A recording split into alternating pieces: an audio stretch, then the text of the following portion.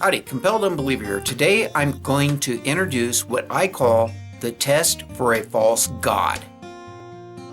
No God passes this test. It just got real.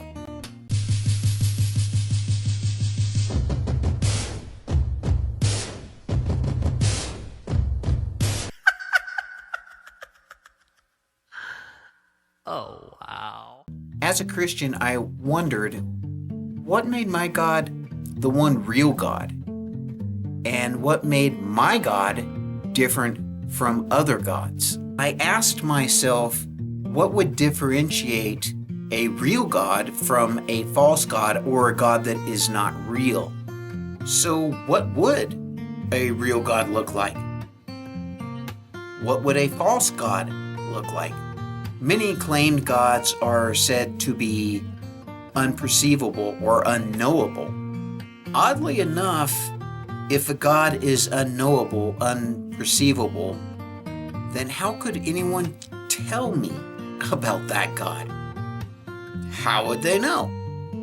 So I kind of accidentally inverted the question. What qualities or attributes would a God that did not exist, that was not real, what would they have? I asked myself what a God that did not exist, what it could not do, so that I could compare that to a real God and the qualities or attributes of that God and the things that it could do. I found that you can add any claim or any attribute of a God that does not exist to this list. Anything. A false God cannot work miracles. They don't answer prayers. They cannot be perceived or known.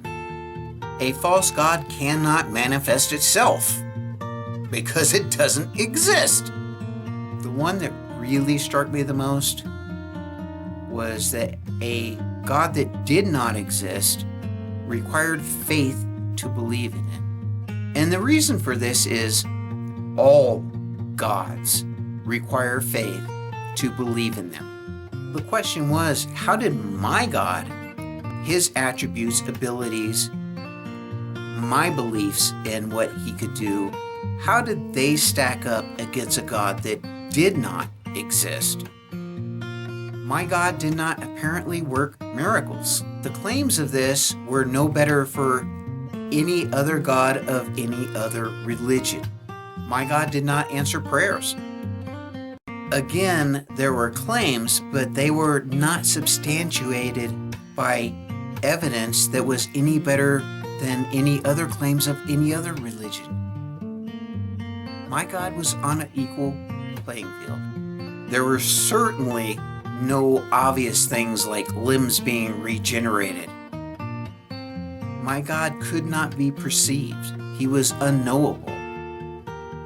It is often said among Christians that we cannot know the will of God. My God did not manifest itself in any way. There were only unsubstantiated claims that could not be verified.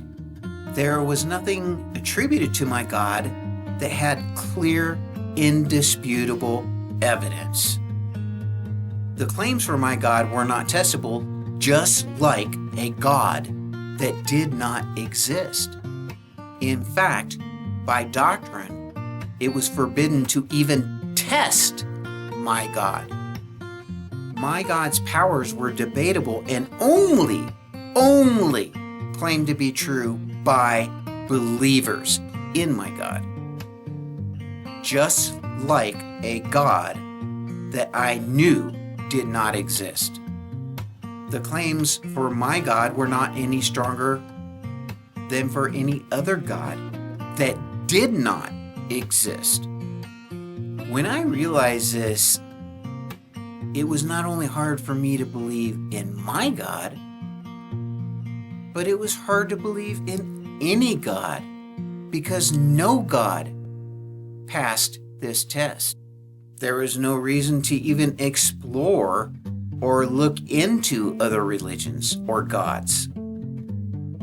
even if there was a God that was not actively involved in the world, the God was not relevant to the world. And if that God didn't care enough to interact in the world, there was no reason for me to care enough to bother to care about said God. Then I realized that my God was no more valid than a God that did not exist.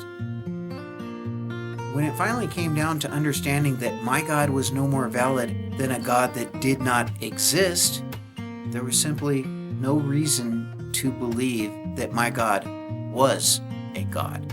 This is Compelled Unbeliever. I no longer believe there is a God.